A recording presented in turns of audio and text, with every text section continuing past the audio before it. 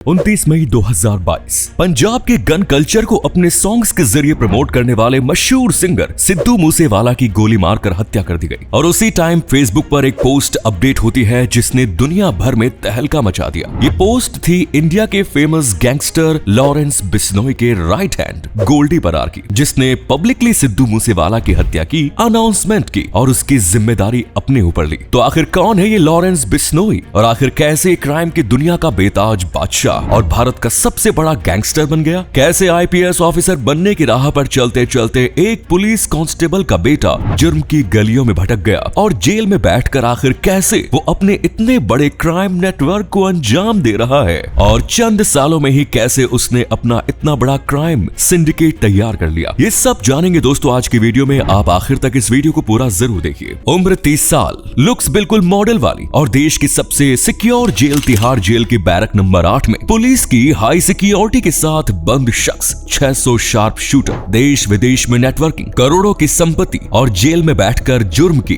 साजिशें आखिर कैसे मुमकिन है? तो जवाब है लॉरेंस बिश्नोई जैसे गैंगस्टर्स के लिए कुछ भी नामुमकिन नहीं। अब आप पंजाबी सिंगर सिद्धू मूसेवाला के बारे में तो जानते ही होंगे। पिछले साल चलते रोड पर दिन दहाड़े गोलियों से भूनकर उनकी हत्या कर दी गई और इस हत्या की स्क्रिप्ट लिखने वाला कोई और नहीं बल्कि यही कुख्यात गैंगस्टर लॉरेंस बिश्नोई था, जिसने जेल में रहकर ही 8 महीने पहले सिद्धू मूसेवाला की मौत की तारीख तय कर दी। और वजह थी अपने दोस्त विक्की मधुखेड़ा की हत्या का बदला लेना, जिसका आरोप सिद्धू मूसेवाला के मैनेजर पर लगा। और तभी खुद को रॉबिन हुड समझने वाला लॉरेंस उसे मारने की धमकी दे देता है और जयपुर जेल में रहकर उसने अपनी धमकी को अंजाम में बदल दिया और सिद्धू की हत्या के बाद ही लॉरेंस बिश्नोई का नाम लोगों की जुबान पर आने लगा। तो आखिर ऐसा क्या हुआ कि एक पुलिस कांस्टेबल का बेटा खतरनाक गैंगस्टर बन गया? दोस्तों, लॉरेंस बिश्नोई ये वो नाम है जो सोशल मीडिया पर तहलका मचाने के लिए काफी है। आप अपने फेसबुक अकाउंट की सर्च हिस्ट्री में जाइए, आपको 150 से ज्यादा फैन अकाउंट और हजारों यंगस्टर्स फैन मिलेंगे। गूगल पर सैकड़ों फोटोज वीडियोस की भरमार मिलेगी और फैन फॉलोइंग इतनी जबरदस्त होगी कि केवल लॉरेंस के एक मैसेज से ये जान लेने और जान देने को तैयार रहते हैं। ये वो गैंगस्टर है जो पुलिस की कस्टडी में भी अपना स्वैग और टशन कम नहीं करता, खुद को भगत सिंह का भक्त बताता है और जेल में भगत सिंह के पोस्टर्स चिपकाता है, व्हाट्सएप पर जुर्म की सुपारी लेता है और जेल से रहकर ही क्राइम स्क्रिप्ट्स लिखता है। इसकी गैंग में 600 से ज्यादा शूटर है और न केवल देश में बल्कि विदेशों में भी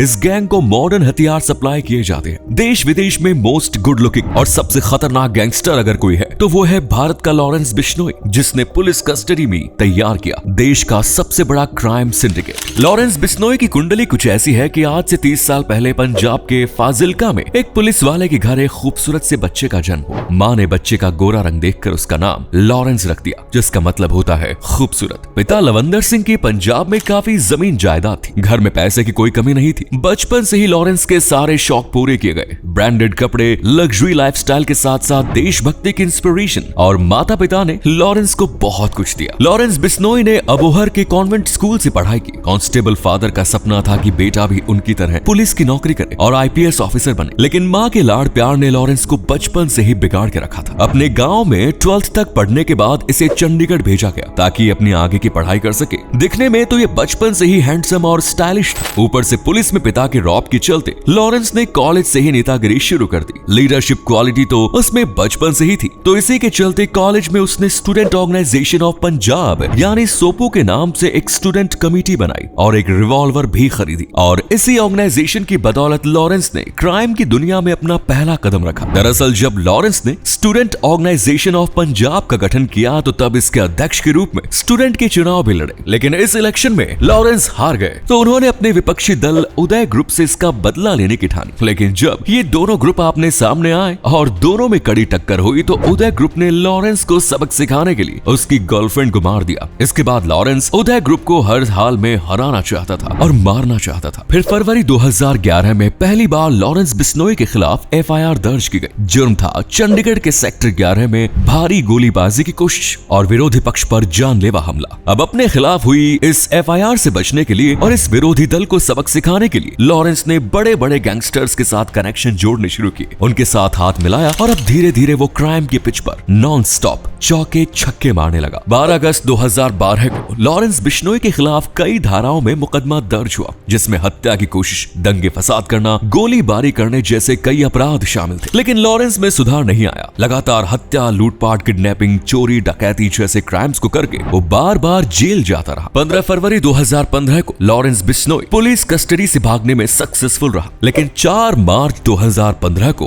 पाजेल का पुलिस ने लॉरेंस बिश्नोई को दोबारा पकड़ा, लेकिन अब जेल में ही रहकर ही उसने क्राइम सीरीज बनानी शुरू की। जेल से जमानत पर रिहाई के बाद अपने शुरुआती दिनों में लॉरेंस ने सोशल साइट्स के जरिए यंगस्टर्स को अट्रैक्ट किया। पहले तो वो खुद ही कॉलेज में गुंडागर्दी, विरोधी ग्रुप से झड़प, मारपीट, हवाई फायरिंग जैसी हरकतें करके पॉपुलैरिटी बटोरने लगा, जिसकी वजह से उसे लाइमलाइट मिलने लगी। लॉरेंस का ये अंदाज युवाओं में काफी पॉपुलर हो गया। अपनी इन्हीं हरकतों से चंडीगढ़ के डीएवी कॉलेज में वो स्टूडेंट्स के बीच यूथ आइकन बनकर सामने आया और अब उसके इरादों को हवा मिलने लगी और धीरे धीरे उसने अपनी पॉपुलैरिटी को बढ़ाने के लिए सोशल साइट्स का सहारा लिया। आमतौर पर लोग क्राइम करके उसे छुपाते हैं, लेकिन पंजाब का ये गैंगस्टर क्राइम की नई स्टोरी लिखने पर उतारू था। ये जैसे ही कोई क्राइम करता, इसे अपने फेसबुक, इंस्टाग्राम, ट्विटर जैसी सोशल साइट्स पर अपलोड करता और इसके इसी बेखौफ और स्टाइल को देखकर यूथ ने इसकी तरफ अट्रैक्ट होना शुरू किया। और अब एक तरफ इसके क्राइम का लेवल बढ़ रहा था, तो दूसरी तरफ इसकी फैन फॉलोइंग भी तेजी से बढ़ रही थी। अब लॉरेंस की इसी एक्शन की बदौलत इसके सोशल साइट अकाउंट के जरिए कई यंगस्टर्स ने उसकी तरह गैंगस्टर्स बनने के लिए उसके साथ जुड़ने की रिक्वेस्ट की और यहीं से लॉरेंस ने अपना नेटवर्क बढ़ाना भी शुरू किया। इसमें उसने सबसे पहले अपने दोस्तों को साथ लिया और धीरे धीरे मलेशिया और थाईलैंड में भी वहीं के कई गैंगस्टर्स से अपने नेटवर्क स्ट्रॉन्ग कर लिए। अब लॉरेंस सिर्फ विदेशी फोन नंबर्स का यूज करने लगा। उसके सारे काम फोन और सोशल मीडिया के जरिए ही होने लगे। यहाँ तक कि हथियारों की सप्लाई करने वाले डीलर्स भी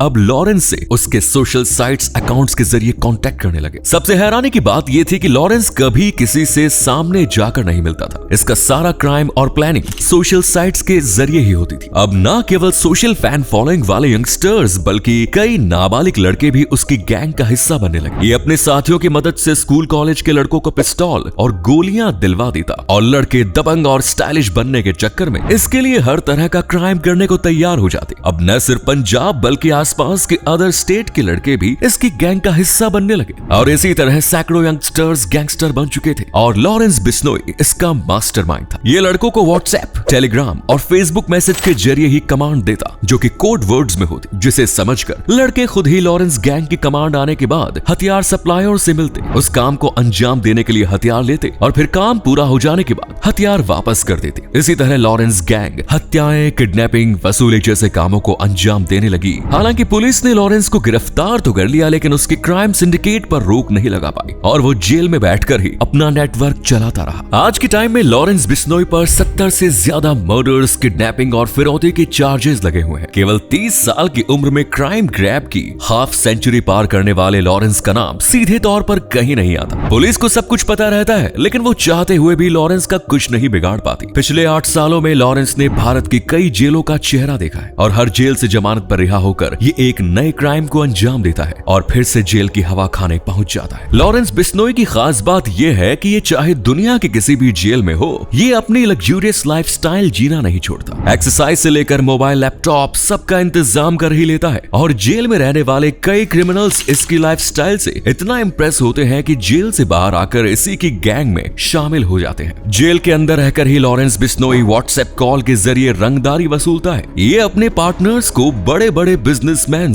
हॉस्पिटल्स, सिंगर्स सहित नामी गिरामी लोगों की सारी डिटेल्स भेज देता है और जेल से ही उन्हें धमकी देता है और जब कोई इसका विरोध करता है तो ये उसकी हत्या करा देता है। देश के 5 राज्यों में इसका दबदबा बना हुआ है, जिसमें दिल्ली, राजस्थान, पंजाब, उत्तराखंड शामिल है। पंजाब में तो लॉरेंस की दहशत के चलते ना तो पुलिस और ना ही कोई और इसका कुछ बिगाड़ सकता है। एक तरीके से देखा जाए तो इसने पंजाब पुलिस की रातों की नींद उड़ा रखी है। फिलहाल लॉरेंस के गैंग में 600 से ज्यादा शूटर है, जिन्हें विदेशों से सारे मॉडर्न हथियार सप्लाई होते हैं। अलग अलग स्टेट्स के कई गैंगस्टर्स भी लॉरेंस की गैंग के साथ मिलकर काम करते हैं और एक फोन कॉल पर क्राइम को अंजाम दे देते हैं। काला जठेड़ी, गोगी गैंग और गोल्डी बराड लॉरेंस के सबसे खास दोस्तों और क्राइम पार्टनर्स में से एक है। ऐसा नहीं है कि लॉरेंस के क्राइम्स केवल जेल के बाहर ही होते हैं। ये गैंगस्टर इतना डेंजरस है कि जेल में रहकर भी मर्डर करने से नहीं डरता। पिछली बार अजमेर जेल में ही इसने अपने दोस्त आनंदपाल के 2 दुश्मनों का मर्डर कर दिया था। ये आनंदपाल राजस्थान का एक खतरनाक गैंगस्टर था और पंजाब में लॉरेंस की तूती बोलती है। तो अब जब पंजाब और राजस्थान के 2 गैंगस्टर साथ में आ चुके थे तो इनके क्राइम्स भी और खतरनाक हो चुके थे। इन दोनों ने मिलकर 27 अगस्त 2017 को सीकर के पहले सरपंच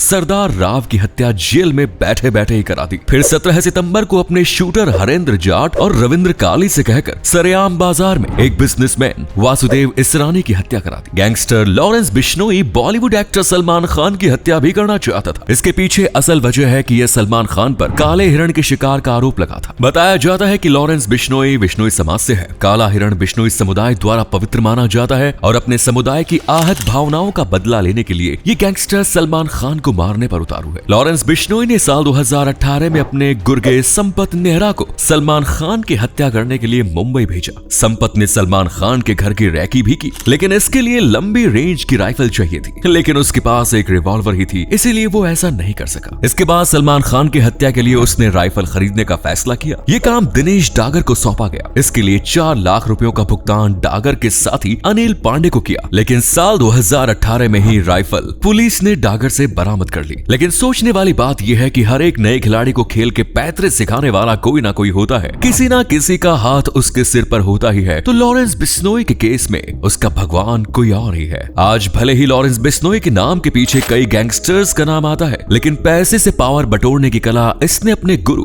जग्गू भगवानपुरिया से सीखी। इसके अलावा काला जठेड़ी, लेडी डॉन अनुराधा चौधरी, नरेश शेट्टी, संपत मेहरा, जितेंद्र गोगी और सुक्खा तक के साथ लॉरेंस बिश्नोई ने काम किया। लेकिन पिछले साल जब लॉरेंस बिश्नोई ने सिद्धू मूसेवाला की हत्या की, तो हत्या के बाद इसके गुरु जग्गू भगवानपुरिया गैंग से भी लॉरेंस गैंग का झगड़ा हो गया। सिंगर सिद्धू मूसेवाला हत्याकांड को भी लॉरेंस गैंग ने अंजाम दिया और लॉरेंस के सबसे खास दोस्त गोल्डी बराड़ ने इस बात की जिम्मेदारी भी ली। उस वक्त तक जग्गू भगवानपुरिया भी लॉरेंस के साथ ही था और उसने ही मूसेवाला के मर्डर के लिए हथियार और वाहन प्रोवाइड किए। लॉरेंस गैंग के अलावा जग्गू भगवानपुरिया गैंग के शूटर को भी इस हत्याकांड के आरोप में गिरफ्तार किया गया है। लेकिन इतने सबके बाद भी पुलिस लॉरेंस का कुछ नहीं बिगाड़ पा रही, क्योंकि उनके पास साफ तौर पर कोई सबूत है ही नहीं। तो ये थी क्राइम की दुनिया के बेताज बादशाह लॉरेंस बिश्नोई की जन्म कुंडली। आप लॉरेंस बिश्नोई को क्या मानते हैं, एक हत्यारा या फिर रॉबिन हुड? उम्मीद है वीडियो आपको पसंद आई होगी। वीडियो को लाइक करें, चैनल को सब्सक्राइब करें। धन्यवाद।